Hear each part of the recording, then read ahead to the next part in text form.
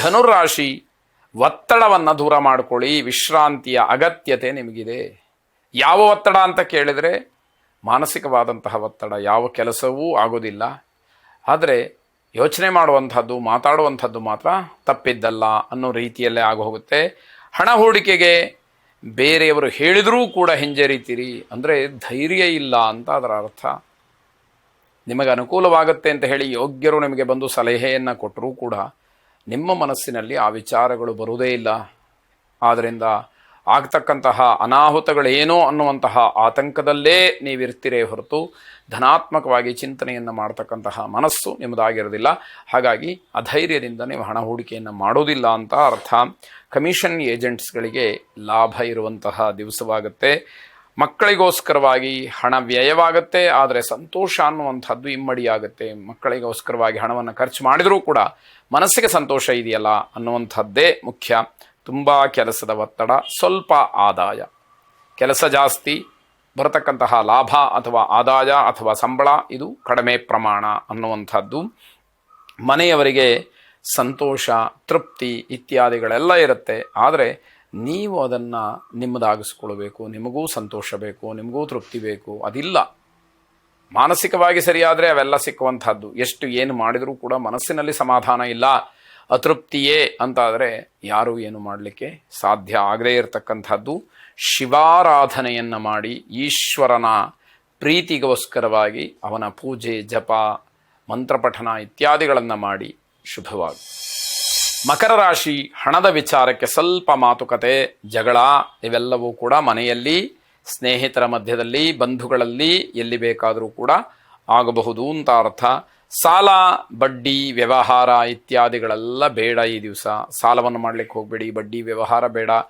ಬೇರೆ ಯಾವುದಾದ್ರೂ ವ್ಯವಹಾರಗಳಿದ್ದರೆ ಅದು ಯಾವುದೂ ಕೂಡ ಬೇಡ ಅಂತ ಅರ್ಥ. ಬೇರೆಯವರ ಕೆಲಸದ ಜವಾಬ್ದಾರಿಯನ್ನು ನೀವು ಹೊತ್ತುಕೊಳ್ಬೇಡಿ. ಯಾರದ್ದೋ ಕೆಲಸ ಆಗಬೇಕಾಗಿರುತ್ತೆ, ನಾನು ಮಾಡಿಕೊಟ್ಬಿಡ್ತೀನಿ ಅಂತ ಹೇಳೋದು ನಿಮ್ಮ ಹತ್ರ ಆಗದೇ ಇರುವಂಥದ್ದು, ಅವಮಾನ ಆಗುವಂಥದ್ದು. ಅದಕ್ಕೋಸ್ಕರ ನಿಮ್ಮ ಕೆಲಸವನ್ನು ಬಿಟ್ಟು ಮತ್ತೆ ಸುತ್ತಬೇಕಾದಂಥದ್ದು. ಹೀಗೆಲ್ಲ ಬೇಡದೇ ಇರುವಂತಹ ರೀತಿಯಲ್ಲೇ ಮಾಡ್ಕೊಳ್ತೀರಿ. ಅದು ಒಂದು ರೀತಿಯಲ್ಲಿ ಸನ್ಯಾಸಿ ಬೆಕ್ಕನ್ನು ಸಾಕಿದಾಗ ಆಗುತ್ತೆ. ಆಯಿತಾ? ಈ ರೀತಿಯ ಸಮಸ್ಯೆಗಳು ಆಗುವಂಥದ್ದು ಬೇಡ ಅಂತ ಅರ್ಥ. ಉಚಿತವಾದಂತಹ ಸಮಯವನ್ನು ಅಧ್ಯಯನಕ್ಕೋಸ್ಕರವಾಗಿ ಮೀಸಲಿಡಿ. ಏನಾದರೂ ವಿಷಯವನ್ನು ತಿಳ್ಕೊಳ್ಬೇಕು ಅನ್ನುವಂತಹ ಹಂಬಲ ನಿಮ್ಮಲ್ಲಿ ಹುಟ್ಟಲಿ ಅನ್ನುವಂಥದ್ದು ಅರ್ಥ. ಉದ್ಯೋಗದಲ್ಲಿ ಗಳಿಕೆ ಕಡಿಮೆ ಆಗ್ತಕ್ಕಂತಹದ್ದು, ನಕಲಿ ಖರೀದಿಯಿಂದ ಮೋಸ ಹೋಗ್ತಕ್ಕಂತಹ ಸಾಧ್ಯತೆ, ನಿಜವಾದಂತಹ ವಸ್ತುವನ್ನು ಮೀರಿಸುವುದಕ್ಕೆ ಸಿದ್ಧವಾಗಿರತಕ್ಕಂತಹ ನಕಲಿ ವಸ್ತು ನಿಮ್ಮ ಕೈ ಸೇರುತ್ತೆ. ಹಣ ಮಾತ್ರ ಹೆಚ್ಚು ಖರ್ಚಾಗಿರುತ್ತೆ, ಬೇಸರವಾಗುತ್ತೆ. ಅನಾವಶ್ಯಕವಾದಂತಹ ಪ್ರಯಾಣ ಇದೆಲ್ಲವೂ ಕೂಡ ಬೇಸರವನ್ನು ತರ್ತಕ್ಕಂಥದ್ದು. ಗಣಪತಿ ಅಷ್ಟೋತ್ತರವನ್ನು ಪಠನೆ ಮಾಡಿ, ಒಂದು ವೇಳೆ ಅವಕಾಶ ಇಲ್ಲ ಅಂತಾದರೆ ಶ್ರವಣ ಮಾಡಿ ಶುಭವಾಗಿ. ಕುಂಭರಾಶಿ, ನಿಮ್ಮ ಕೆಲವು ಕೆಲಸಗಳಿಗೆ ಸ್ನೇಹಿತರ ಸಹಾಯ ಸಿಕ್ಕುವಂಥದ್ದಾಗುತ್ತೆ. ಮನಸ್ಸಿಗೆ ಒಂದಷ್ಟು ಸಮಾಧಾನ. ಕೆಲಸವನ್ನು ಹುಡುಕ್ತಾ ಇರ್ತಕ್ಕಂಥವ್ರಿಗೆ, ನಿರುದ್ಯೋಗಿಗಳಿಗೆ ಸಿಹಿ ಸುದ್ದಿಯ ಒಂದು ಸೂಚನೆ ಅಷ್ಟೇ. ಇವತ್ತೇ ಕೆಲಸ ಸಿಕ್ಬಿಡ್ತು ಅನ್ನುವಂತಹ ಭ್ರಮೆ ಬೇಡ, ಸಿಕ್ಕುವಂತಹ ಸೂಚನೆ ಇದೆ. ವ್ಯಾಪಾರಿಗಳಿಗೆ ಅಲ್ಪ ಲಾಭ, ನಷ್ಟದ ಭಯ ದೂರ ಆಗುವಂಥದ್ದು. ಹಾಕದಂತಹ ಬಂಡವಾಳ ಬಂತಲ್ಲ ಅನ್ನುವಷ್ಟರ ಮಟ್ಟಿಗೆ ಸಾಯಂಕಾಲದ ಹೊತ್ತಿಗೆ ತೃಪ್ತಿ ಸಿಕ್ಕುವಂಥದ್ದಾಗತ್ತೆ. ಪತಿಪತ್ನಿಯರ ಮಧ್ಯದಲ್ಲಿ ಜಗಳ ಸಂಭವಿಸ್ತಕ್ಕಂಥದ್ದು, ಸಾಂಸಾರಿಕವಾಗಿ ಕೌಟುಂಬಿಕವಾಗಿ ಇರತಕ್ಕಂತಹ ಕೆಲವು ಸಮಸ್ಯೆಗಳು ಉಲ್ಬಣವಾಗಿ ಜಗಳಕ್ಕೆ ಕಾರಣವಾಗ್ತಕ್ಕಂಥದ್ದಾಗತ್ತೆ. ಅಧಿಕಾರಿ ವರ್ಗದಿಂದ ಮೆಚ್ಚುಗೆಗೆ ಹೆಚ್ಚಿನ ಸಾಧ್ಯತೆ ಇದೆ. ನೀವು ಮಾಡಿದಂತಹ ಕೆಲಸ, ನಿಮ್ಮ ಕೆಲಸದ ವೈಖರಿ ಇವೆಲ್ಲವನ್ನು ಹಿರಿಯರು ಮೆಚ್ಚಿಕೊಳ್ತಾರೆ ಅನ್ನುವಂಥದ್ದಷ್ಟೇ.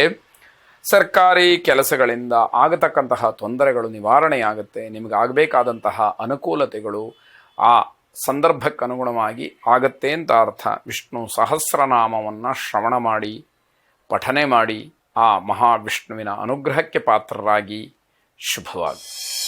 ಕೊನೆಯದಾಗಿ ಮೀನರಾಶಿ, ಆರ್ಥಿಕವಾದಂತಹ ಸಮಸ್ಯೆಗೆ ಪರಿಹಾರ ಸಿಗ್ತಕ್ಕಂಥದ್ದು. ಹಣಕಾಸಿನ ವಿಚಾರಕ್ಕೆ ಏನೋ ಒಂದು ಬದಲಿ ಮಾರ್ಗ ನಿಮಗೆ ದೊರೆಯುವಂಥದ್ದಾಗತ್ತೆ. ಕಲಾಕ್ಷೇತ್ರಕ್ಕೆ ಸಂಬಂಧಪಟ್ಟ ಹಾಗೆ ಹೊಸ ಹೊಸ ಅವಕಾಶಗಳು ಆಗತ್ತೆ. ಅದನ್ನು ನೀವು ನಿಮ್ಮದಾಗಿಸ್ಕೊಳ್ಬೇಕಾದಂಥದ್ದು. ಪ್ರತಿಭೆ ಇರತಕ್ಕಂಥವ್ರಿಗೆ ಅದೃಷ್ಟವಶಾತ್ ಅವಕಾಶಗಳು ಹೆಚ್ಚಾಗ್ತಕ್ಕಂಥದ್ದು. ಅದೃಷ್ಟ ವಂಚಿತರಾಗಿದ್ದರೂ ಕೂಡ ಇವತ್ತು ನಿಮಗೆ ಅವೆಲ್ಲವೂ ಪರಿಹಾರವಾಗಿ ಶುಭವಾದಂತಹ ಒಂದು ಸಂದರ್ಭಗಳು ಒದಗಿ ಬರುವಂಥದ್ದಾಗುತ್ತೆ. ಮಕ್ಕಳ ಭವಿಷ್ಯಕ್ಕೋಸ್ಕರವಾಗಿ ಯೋಜನೆಯನ್ನು ಮಾಡುವಂಥದ್ದಿರುತ್ತೆ. ಅನುಭವಿಗಳ ಜೊತೆಯಲ್ಲಿ ಕೆಲವಾರು ವಿಚಾರಗಳು ಚರ್ಚೆ ಆಗೋದಕ್ಕೆ ಅವಕಾಶ ಇದೆ. ಅಣ್ಣ ತಮ್ಮ ಅಥವಾ ಬಂಧುಗಳು ಸೌಹಾರ್ದಯುತವಾಗಿ ಇರುತ್ತಾರೆ. ಸಹೋದರ ವರ್ಗದಲ್ಲಿ ಎಲ್ಲರೂ ಕೂಡ ಅನ್ಯೋನ್ಯತೆಯಿಂದ ಇರತಕ್ಕಂಥದ್ದಾಗತ್ತೆ.